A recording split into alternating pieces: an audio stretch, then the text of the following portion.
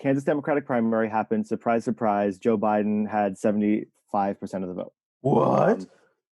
To be expected from a one candidate race. And also from Kansas. Is also surprising, though, is last time Kansas came around in 2016, they voted for Bernie Sanders with a 2/3 majority over Hillary Clinton.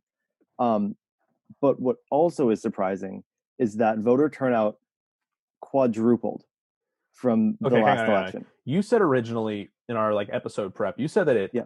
it doubled and then you said it tripled. Now you're saying Okay. it quadrupled. So it Like, went from 40,000, just under 40,000, to 140,000. so it almost quadrupled. So it almost quadrupled in size. 100,000 extra Democratic voters turned out um, in Kansas. So I don't think that it's just because the party tripled in size, because Kansas has typically had like a semi-strong Democratic Party, stronger than you might expect. They run pretty good candidates for their congressional offices in Kansas, and that's what we saw with Kansas having a Democratic governor and having at least one Democratic representative out of their four, uh, which was somewhat upset. And then also, other races are getting closer.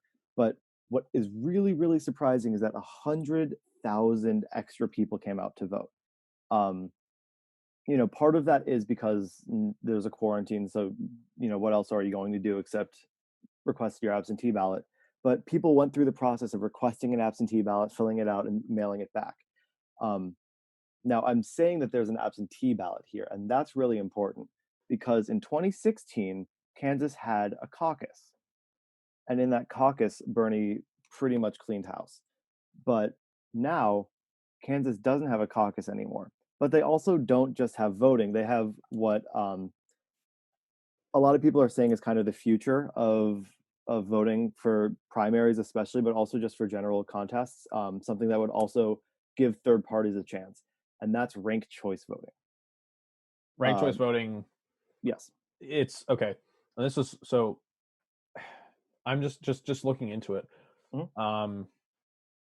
Actually, before I say what I was going to say, explain like what ranked choice voting is All right. and why So it's different. it's pretty simple. It's kind of like the wake. It works very similar to caucuses, but just on paper. So what you do is it's pretty self-explanatory. You are given your choices. So on this ballot in Kansas, it was Biden, Sanders, Warren, Gabbard, or no one.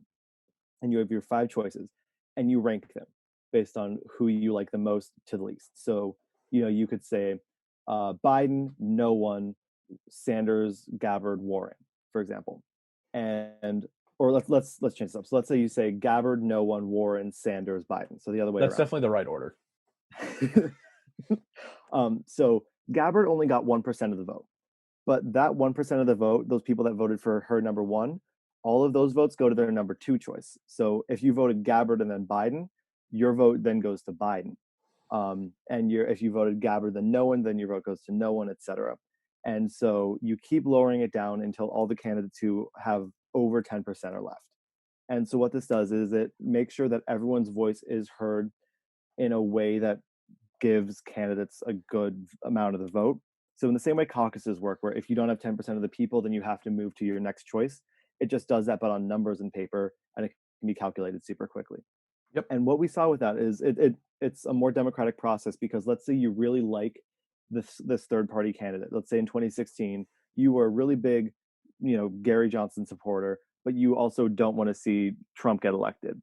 What you could do is vote for Gary Johnson, and then have your second vote be for Hillary Clinton, and then your third vote be for Jill Stein, your fourth vote be for Donald Trump. And what would happen then is you would see more people hypothetically vote for third parties as their first choice. You'd see third parties gain support, especially just over elections over time, as a major party. And then the parties that people don't like would be lower ranked. And so while they would still get that vote, so the whole third party throwing elections would no longer be a thing, what you would see happen is a move over to other parties that might better represent the American people's interests. Wow, imagine that. Yeah.